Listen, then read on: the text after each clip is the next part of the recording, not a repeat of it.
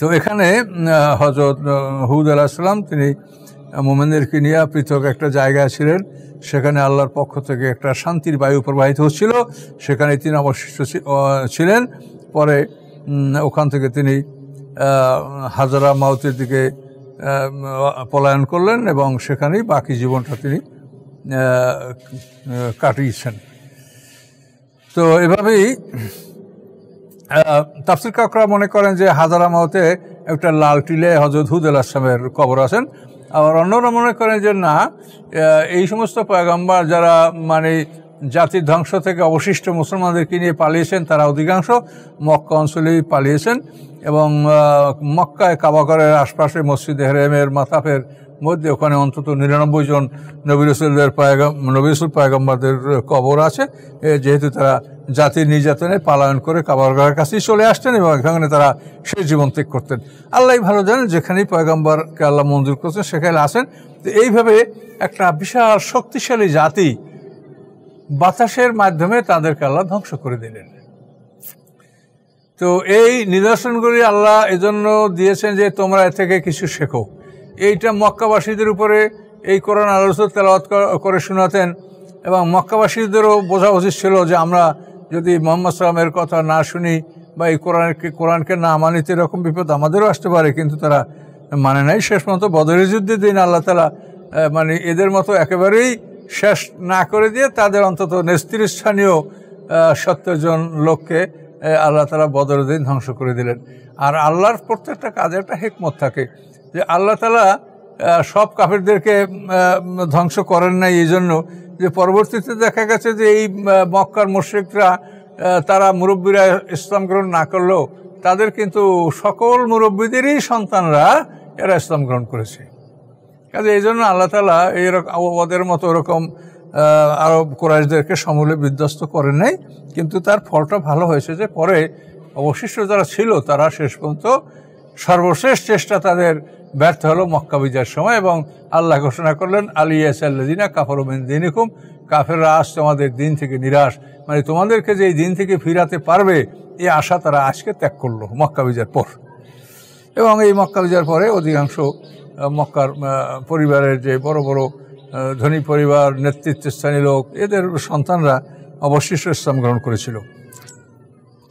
এই আদ জাতি এটা শেষ হয়ে গেল বর্ণনাটা, যে ওদেরকে আল্লাহ তাআলা 7 রাত 8 দিন প্রচণ্ড ঝঞ্ঝাবায়ুর মাধ্যমে ওদেরকে আল্লাহ ধ্বংস করেছেন। এই আদ জাতির পরে আর একটা জাতি সামুদ জাতি। এই আদ জাতিটা ছিল মোটামুটি আরবের দক্ষিণ অঞ্চলের দিকে, ইয়ামান যে এলাকায় ওই এলাকায় ইয়ামান, ওমান, হাজরামউত, তারপরে ইয়ামামা, এই অঞ্চল যেটা মানে দক্ষিণ আরবের দক্ষিণ পূর্ব অঞ্চল, এই অঞ্চলের জুড়েই এই আদ জাতিটা ছিল। আর সামুদ জাতিটা ছিল হিজির অঞ্চলে। হিজির অঞ্চলটা হলো মদিনা এবং তাবুকের মাঝখানে। মদিনা এবং তাবুক উত্তর দিকে, মদিনা মক্কা থেকে উত্তরে মদিনা এবং এই মদিনা থেকে তাবুক আরও উত্তরে। এই মদিনা এবং তাবুক এর মাঝখানে একটা অঞ্চল হিজির। এই হিজির নামে কোরআনে একটা সূরা আছে, লাকাদ কাযযাবা আসহাবুল হিজরিল মুরসালিন। এই হিজির অঞ্চলে সামুদ জাতি বসবাস করত। এখানে আল্লাহ তাআলা এই সামুদ জাতির ইতিহাস তুলে ধরছে। তো এই সামুদ জাতি এটা খুব কাছের। সামুদ ইবনে জাসুর ইবনে আউজ ইবনে ইরাম ইবনে সাম ইবনে নূহ, মানে আউজের কাছে ওই আদ জাতীয় যেরকম আউজ থেকে সামুদ জাতীয় আউজ থেকে। এখন হলো সামুদ ইবনে জাসুর, এই মাঝখানে এক পুরুষ পিছে। তো সামুদ ইবনে জাসুর ইবনে আউজ ইবনে ইরাম ইবনে সাম ইবনে নূহ, অর্থাৎ নূহ আসলামের ষষ্ঠ পুরুষের জাতি হলো সামুদ জাতি। এই সামুদ জাতির কাছে আল্লাহ পয়গম্বর পাঠালেন তাদের ভাই সালেহ আলাইহিস সালামকে। তাদের ভাই অর্থাৎ তাদের সম্প্রদায়ের লোক, সম্মানিত সম্ভ্রান্ত লোক, ধনী লোক, বংশের লোক, মর্যাদা সম্পন্ন লোক, তাদেরই ভাই, তাদেরই গোত্রীয় লোক, এই সামুদ জাতির গোত্রীয় লোক, তার নাম হলো সালেহ। এই সালেহকে আল্লাহ তাআলা পাঠালেন। ক্বালা ইয়া কওমি ইবুদুল্লাহ মা লাকুম মিন ইলাহিন গায়রু, তিনি বললেন, হে আমার জাতি, তোমরা একমাত্র আল্লাহর ইবাদত করো, আল্লাহ ছাড়া অন্য কোনো উপাস্য তোমাদের নাই। কদ জাআতকুম বাইয়িনাতুম মির রাব্বিকুম, তোমাদের রবের পক্ষ থেকে তোমাদের কাছে প্রমাণ এসেছে। এই প্রমাণ হলো আসমানি কিতাব। তোমাদের রবের পক্ষ থেকে তোমাদের কাছে প্রমাণ এসেছে। কি প্রমাণ? এই যে দেখো, হাযি নাকাতুল্লাহি লাকুম আয়া, এই উটনি তোমাদের জন্য প্রমাণ। তোমরাই দাবি করেছিলে যে পাহাড়ের ভিতর থেকে, পাথরের মধ্যে থেকে গাভীন উটনি বের করে দেখাতে পারলে আমরা তোমার ঈমান আনবো, আল্লাহর প্রতি বিশ্বাস করব। তো তোমাদের দাবি অনুযায়ী এই তোমাদের উটনি, এই দেখো। তো এখন এটা দেখিয়ে দিয়ে পয়গম্বর বললেন, হাজি না আকাতুল্লাহ লাকুম আয়া, তোমাদের নিদর্শন এই উট। ফাজারুহা তাকুলু ফি আরদিল্লাহ, তাকে ছেড়ে দাও, আল্লাহর জমিনে সে পানাহার করবে, খাবে, চড়বে। ওলা তামাসসুহা বিসুইন, অনিষ্ট করার উদ্দেশ্যে তাকে স্পর্শ করবে না। যদি করো অনিষ্টের উদ্দেশ্যে, তাকে ক্ষতি করার উদ্দেশ্যে যদি তোমরা তাকে স্পর্শ করো, তো ফায়াখুযুকুম আযাবুন আলীম, তোমাদেরকে বেদনাদায়ক শাস্তি পাকড়াও করবে। তাকে স্পর্শ করবা, দুধ খাবার, দুধ দুইয়ে খাও, দুধ দহন করে খাও, কিন্তু ওই যে মারার জন্য বা আঘাত কষ্ট দেওয়ার জন্য স্পর্শ করলে তোমাদের জন্য মহাবিপদ আছে। তো ওদের জাতির নেতারা ওরাই দাবি করছিল যে আমাদেরকে যদি পাথরের ভিতর থেকে একটা উট, গাভীন উট বের করে দেখাতে পারো, তাহলে আমরা ঈমান আনবো। এটা কিন্তু ওদের এক নেতা, ওদের যে সামুদ জাতির যে বড় বড় নেতারা ছিল, তাদের মধ্যে একজনের নাম হচ্ছে জুনদা বিনতে আমর। তো এই জুনদা বিনতে আমর, উনি এই প্রস্তাবটা করেছিলেন যে তোমরা সালেহ আলাইহিস সালামকে বলে, সামুদ জাতির পয়গম্বর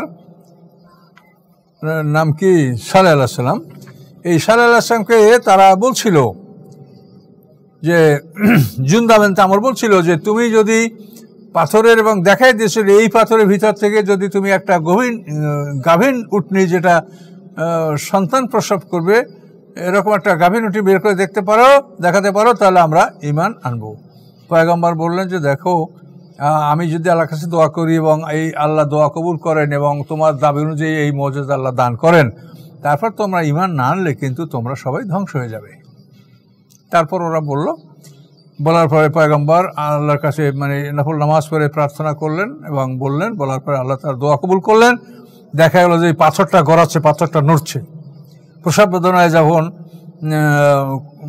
মহিলা কাতরায়, ওইভাবে পাথরটা নড়ছে, তার মধ্যে বেদনা শুরু হয়ে গেছে। এর মধ্যে পাথরটা ফেটে তার থেকে বিশাল একটা উটনি বের হয়ে আসলো।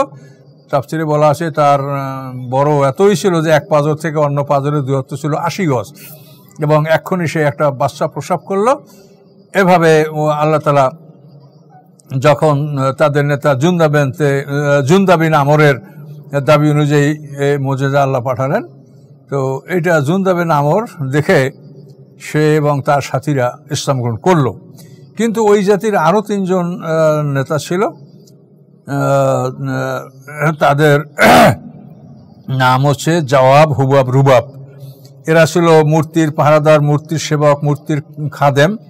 তো এরা গণক, মূর্তির পাহারাদার, মূর্তির সেবক ছিল। এই 3 জন জওয়াব, হুবাব, রুবাব, এরা কিন্তু জাতিকে নিষেধ করলো যে না, তোমরা ঈমান এনো না। তো এই জুনদা বিনতে আমর এবং তার সাথীর ঈমান আনলো, কিন্তু এই 3 নেতার কথায় তাদের জাতির অধিকাংশ লোক ঈমান আনলো না। তো এই কথাগুলি আল্লাহ তাআলা কোরআনের বিভিন্ন জায়গায় বর্ণনা করেছেন, আমরা সব জায়গা থেকেই শুনবো। এটা হলো ওয়াজ। আল্লাহ, কোরআনটা হচ্ছে আল্লাহর পক্ষ থেকে একটা ডেলিভারেশন, একটা বক্তৃতা। তো এই ডেলিভারেশন বা এই এক্সটেম্পোর বা এই উপস্থিত বক্তৃতা আল্লাহর। তো এই বক্তৃতার মাধ্যমে আল্লাহ যখন যে কথা বলা প্রয়োজন মনে করেছেন, তখনই সেই কথা বলেছেন, এবং এই কথা বলার কারণেই আল্লাহ তাআলা ওই একই বিষয়ে বহুবার তিনি আলোচনা করেছেন। প্রসঙ্গক্রমে এটা বলতে হয়েছে, আল্লাহ বলেছেন। এই জন্য আমরা এই কথাগুলি একাধিক জায়গায় কোরআনে পাবো। আল্লাহ কি বলেন, ওয়াজকুরু ইয জাআলাকুম খুলাফা মিন বাদি আদ, স্মরণ করো যখন আদ জাতির পরে তোমাদেরকে স্থলাভিষিক্ত করা হলো।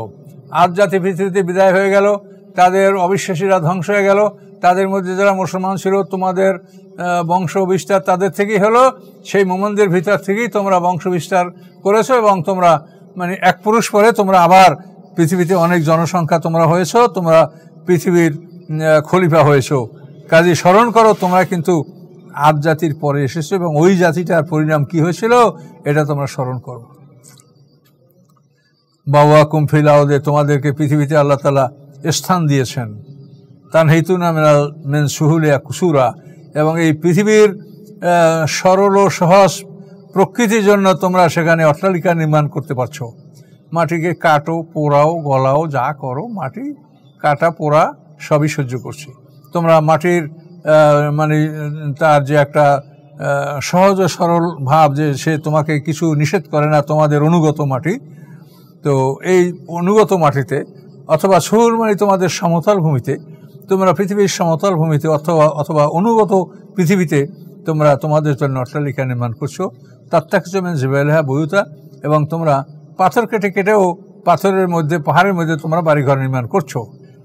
তো ফাজকুরু আল্লাহ, তোমরা আল্লাহর নিয়ামতগুলি স্মরণ করো। ওরা তাও সফিল আউদে মুফসিদিন, পৃথিবীতে তোমরা ফাসাদ করে বেড়ায়ও না।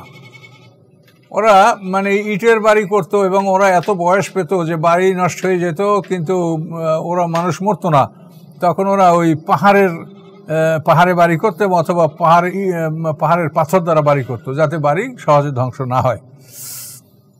তো আল্লাহ এগুলি স্মরণ করায় দিলেন যে আল্লাহ তোমাদেরকে ক্ষমতা দিয়েছে, কাজ করছো, শক্তি দিয়েছে, কিন্তু পৃথিবীতে ফাসাদ করে বেড়ায়ও না। পয়গম্বরের দাওয়াত শুনে তারা কি জবাব দিল? কলাল মালাউল ইসতাকবারু কওমিহি, তার সম্প্রদায়ের নেতারা, যারা অহংকারী নেতা, তারা বলল দুর্বলদেরকে, অহংকারী শক্তিশালী নেতারা জাতির দুর্বলদেরকে বলল, কি বলল? এই দুর্বল কারা? যারা দুর্বল অথচ ঈমান এনেছিল। জাতির দুর্বল শ্রেণী যারা মুমিন ছিল তাদেরকে ওই শক্তিশালী অহংকারকারীরা বলল, আতা আলামুন্না আন্না সলেহ মুরসালমি রব্বি, তোমরা সলেহকে মনে করো যে উনি আল্লাহর পক্ষ থেকে প্রেরিত রাসূল, তোমরা এটা মনে করো? কালু, তখন এই দুর্বলরা বলো, কালু ইন্না বিমা উরসিলা বিহি মুমিনুন, তাকে যা নিয়ে পাঠানো হয়েছে আমরা তার উপরে বিশ্বাসী, আমরা সেগুলো বিশ্বাস করছি। কলাল ইস্তাকবারু, তখন অহংকারীরা বলল, ইন্না বিল্লাহি আমানতু বিহি কাফিরুন, তোমরা যা বিশ্বাস করছো এগুলো আমরা অস্বীকার করছি, এগুলো আমাদের বিশ্বাস হয় না, এটা আমাদের কাছে বিশ্বাসযোগ্য নয়। এরপরে কি করলো? আকারুন নাকাতা, তারা উটনিকে মানে আকারা মানে তার পা কেটে দেওয়া, হ্যামস্ট্রাংহার, এই উটের পায়ের তারা রক কেটে দিল। ও আতাওয়ান আমরে রব্বি, এবং তারা রবের আদেশ অমান্য করলো, চরমভাবে অবাধ্য হলো, অহংকার করলো। অকল, এবং তারা বললো, ইয়া সলিত বিমাতা আইদুনা, সালে তুমি যে আমাদেরকে ভয় দেখাচ্ছ বা প্রতিজ্ঞা করছো, প্রতিশ্রুতি দিচ্ছ যে এই না করলে এই হবে, তুমি তা নিয়ে আসো। ইন কুনতুম মিনাল মুরসালিন, তুমি রাসূলদের অন্তর্ভুক্ত হয়ে থাকলে তুমি এটা নিয়ে আসো। এরপরে কি হলো? ফাখাযাতুহুম রাজফাতু, অথবা তাদেরকে ভূমিকম্প তাদেরকে পাকড়াও করলো। ফাসফু ফি দারিহিম জাসিমিন, এবং তারা তাদের ঘরের মধ্যে সব মরে উপর হয়ে পড়েছিল। এই ভূমিকম্পে এভাবে তাদের মৃত্যু হয়েছিল। ফাতাওয়াল্লা আনহুম, অথবা পয়গম্বর তাদের থেকে ফিরে থাকলেন এবং বললেন, ইয়া কওমে, হে আমার জাতি, লাকাদ আবলাগতুকুম রিসালাতি রাব্বি, আমি আমার রবের পক্ষ থেকে যে রেসালাত বা চিঠি আমি পেয়েছি এটা আমি তোমাদের কাছে পৌঁছে দিয়েছি। ও নাসাহতু লাকুম, এরপরে তোমাদেরকে আমি উপদেশও দান করেছি, আমি বুঝিয়েও বলেছি। ওয়ালাকিল্লা তুহিব্বুনান নাসিহিন, কিন্তু নসিহতকারীকে তোমরা ভালোবাসো না। এই বলে পয়গম্বর তাদের থেকে পৃথক হলেন। তো পৃথক হয়ে যাওয়ার পরে আল্লাহ তাআলা এই জাতিকে ধ্বংস করেছেন। তার ধ্বংসের ইতিহাসটা খুবই মর্মান্তিক। মানে তাদের এই ধ্বংসের সূচনা এভাবে হয়েছিল। প্রথমে তারা দেখতে পেল যে এই উটনিটা যখন জমিনে বের হয় তখন এত বড়, এটা দেখে ওদের সব পশুগুলি সব দৌড়ে সব বাড়ি ঢোকে, একটাও ওটার ভয়তে মাঠে থাকে না। এই সমস্যা হয়ে গেল। তখন ওরা পয়গম্বরকে বলল যে এই সমস্যার সমাধান করে দেন আপনি। পয়গম্বর আল্লাহর কাছে বললেন, আল্লাহ বলেন যে পয়গম্বর, তুমি আমার উটটাকে একদিন বাড়িতে বেঁধে রাখবা, আর ওদের উটগুলি ওই দিন মাঠে চড়বে, আর আমার উট যেদিন ছেড়ে দেওয়া হবে সেদিন তো ওদের উটগুলি এমনিই পালাবে, ওদের আর কিছু করতে হবে না।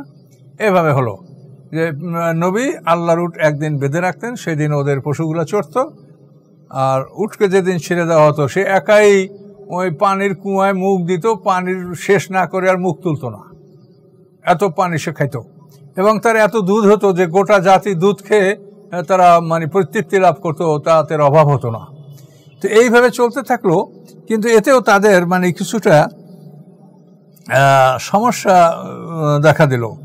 সমস্যা হলো যে তাদের পশুগুলি তাদের ভালো থাকছে না।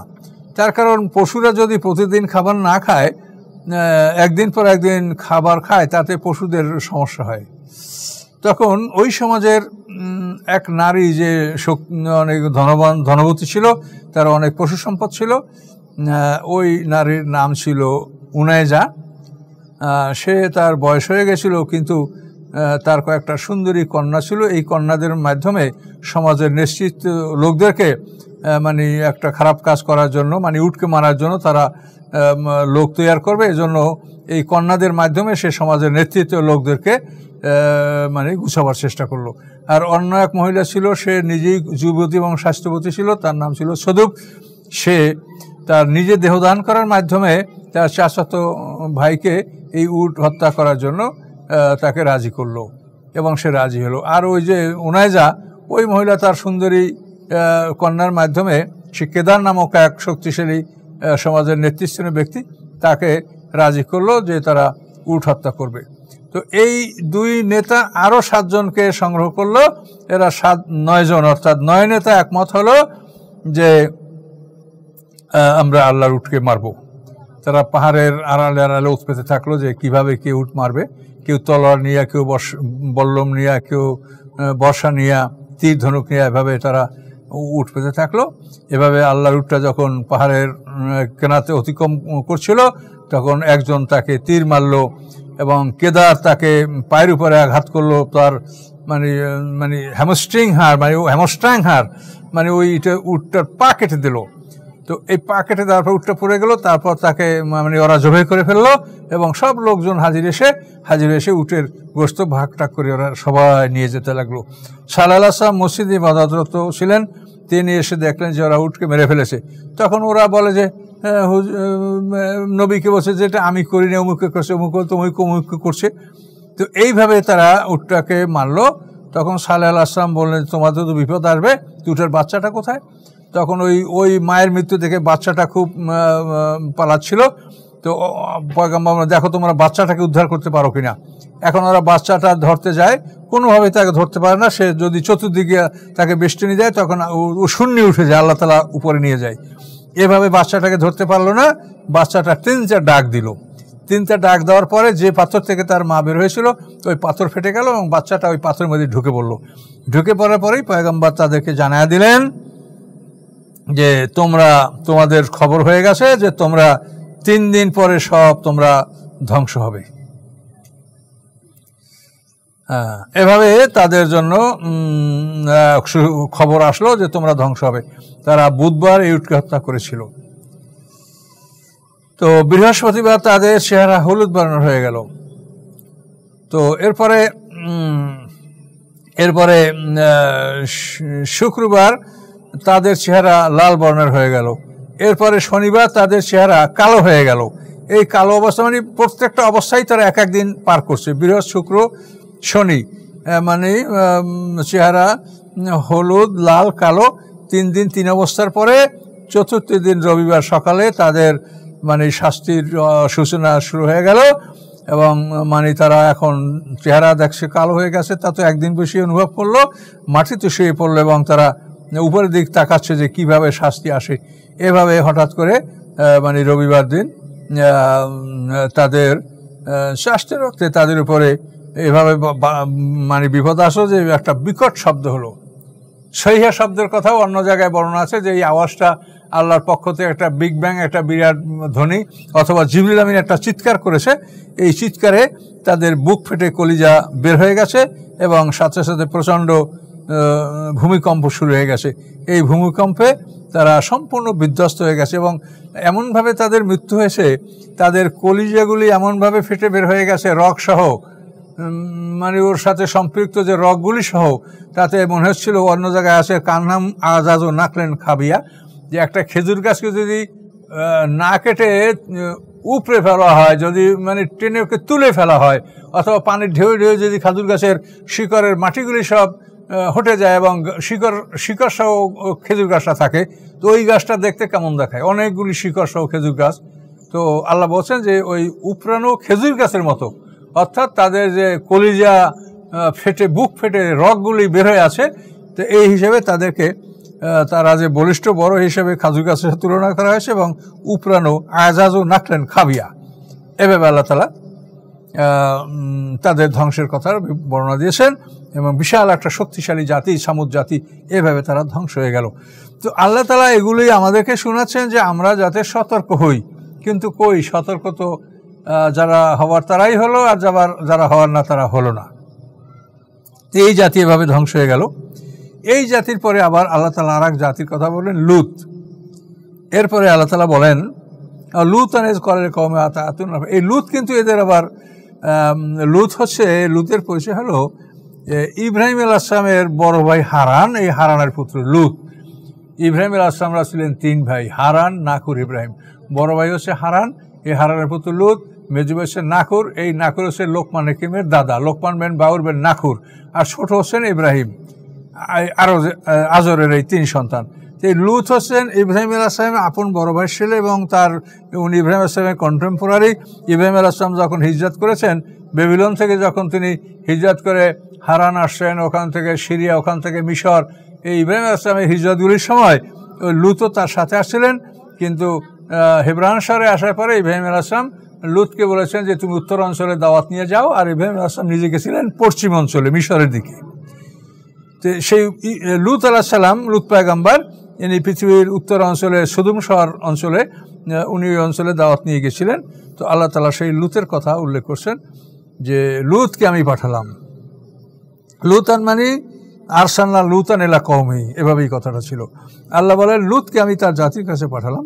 ইসকালা ইলা কওমি, যখন তিনি তার জাতিকে বললেন আতাতুনাল ফাহিশাতা, তোমরা অশ্লীল কাজ করছো, মা সাবাকাকুম বিহা মিন আহাদিন মিনাল আলামিন, পৃথিবীর কোনো জাতি তোমাদের আগে এহেন কাজ করে নাই।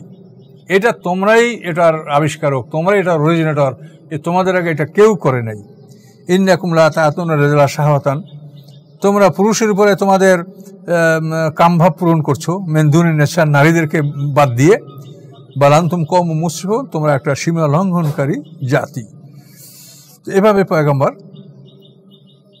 তাদেরকে বুঝালেন। এবং পৃথিবীর সমস্ত কাজের উদ্ভাবক, আবিষ্কারক, প্রবর্তক হচ্ছে ইবলিস, শয়তান।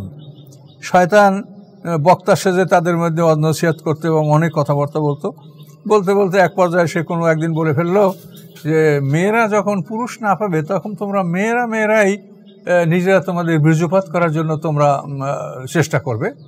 আর পুরুষদেরকে বললো যে তোমরা যখন নারী না পাও তখন তোমরা পুরুষেই বীর্যপাত করার জন্য তোমাদের মনস্কামনা পূরণের জন্য ব্যবস্থা করবে।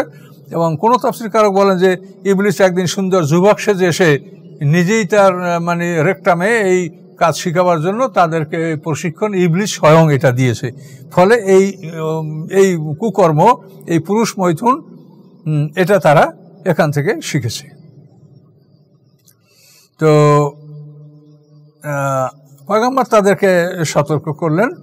সতর্ক করার পরে ফামা অমাকানা জওয়াবা কওম ইল্লান ক্বালু, ওই জাতির আর কোনো উত্তর ছিল না হিয়া সারা কি, যে আখরিজুহুম মিন কারিয়াতিহিম ইন্নাহুম উনাসুন ইয়াত্তাহহারুন, এদেরকে আমাদের এই গ্রাম থেকে, জনপদ থেকে বের করে দাও, এরা পবিত্র মানুষ, এরা ভালো মানুষ, এরা আমাদের অঞ্চলে থাকতে পারবে না।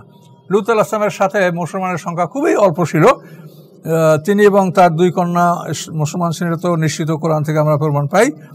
তো এছাড়া অন্যরাও কিছু মুসলমান আরও ছিল, কিন্তু সংখ্যায় খুব কম। ওরা বললো এদেরকে আমাদের এলাকা থেকে বের করে দাও। ওদের 5টা শহর ছিল বড় বড়। তো আল্লাহ বলেন ফানজাইনাহু আহলাহু, শেষ পর্যন্ত আমি লূতকে এবং তার পরিবারকেই মুক্তি দিলাম, ইল্লাম রাতাহু, তার স্ত্রী ছাড়া। তার স্ত্রীকে মুক্তি দেওয়া হয়েছিল না, সে ধ্বংস হয়েছিল।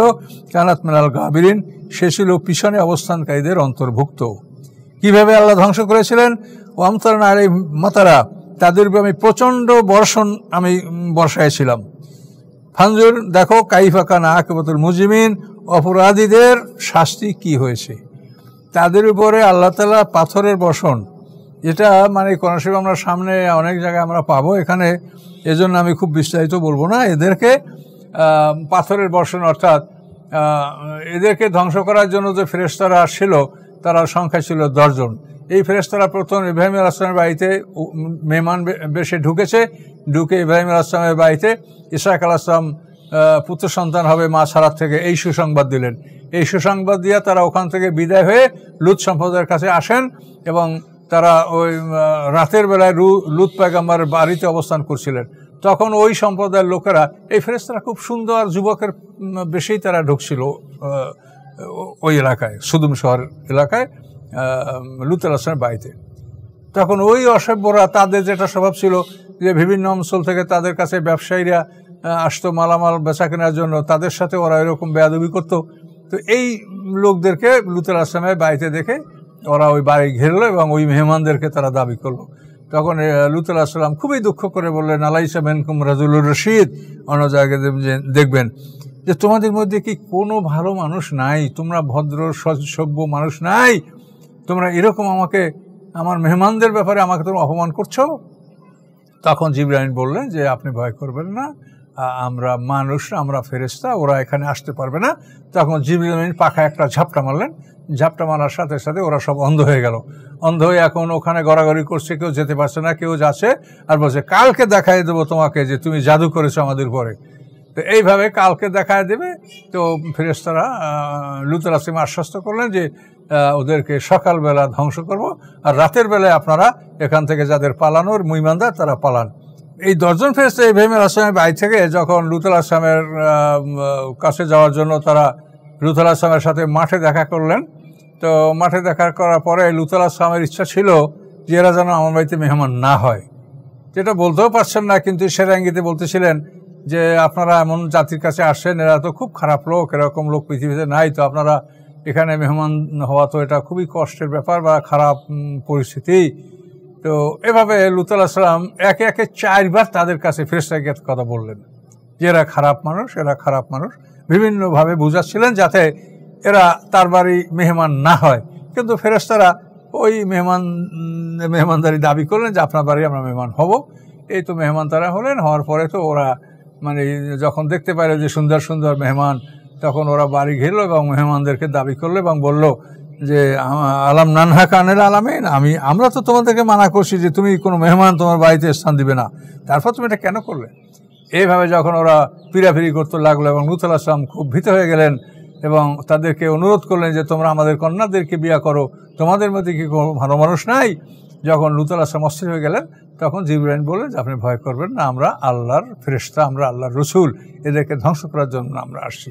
এবং তিনি একটা পাখা ঝাপটা মারলেন, ফলে ওরা সব বন্ধ হয়ে গেল এবং ওরা মানে বলল, ধমকি দিল যে কালকে তোমাকে দেখাই দেব।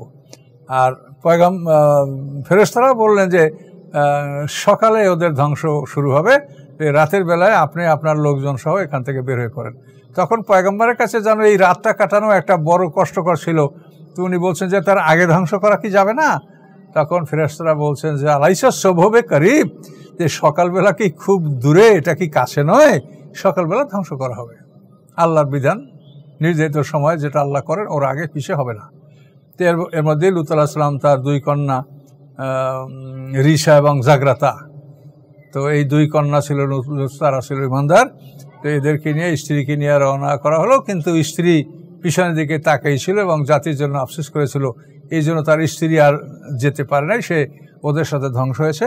জিবরিল আমিন টোটাল ওদের 5টা শহর সত্যবক মাটি সহ এটাকে একেবারে পৃথক থেকে পৃথক করে বাম হাত ধরে আসমান পর্যন্ত তুলে ওখান থেকে উল্টে ফেলে দিয়েছে।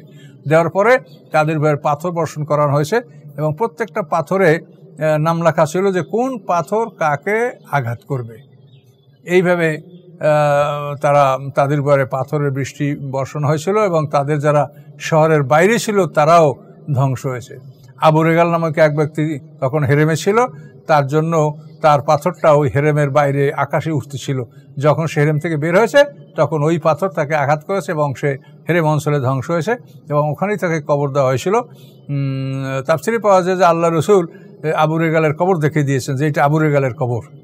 তখন তারা মানুষেরা আবু রেগালের কবর খুঁড়ে তার কবরে তার স্বর্ণের লাঠি পাওয়া গেছিল, মানে ওই ধ্বংস হয়েছে তো এই জন্য স্বর্ণের লাঠি সহ তাকে দাফন করা হয়েছিল এবং এটা চিহ্নিত করা হলো যে এই আবু রেগাল, মানে এগুলি হলো আল্লাহর নিদর্শন যে সত্য বা আল্লাহর ওইগুলি সত্য, এর প্রমাণের জন্য আল্লাহ তাআলা আবু রেগালের কবরটাও আবিষ্কার করে দিয়েছিলেন এবং সাহাবীরা সেই কবর করে তার মধ্যে সেই আবু রেগালের সোনার লাঠি সেখানে তারা পেয়েছিল।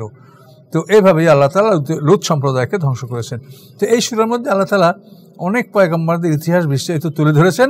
এর আগে অন্য কোনো সূরায় এরকম ইতিহাস বিস্তারিত তুলে ধরা হয় নাই।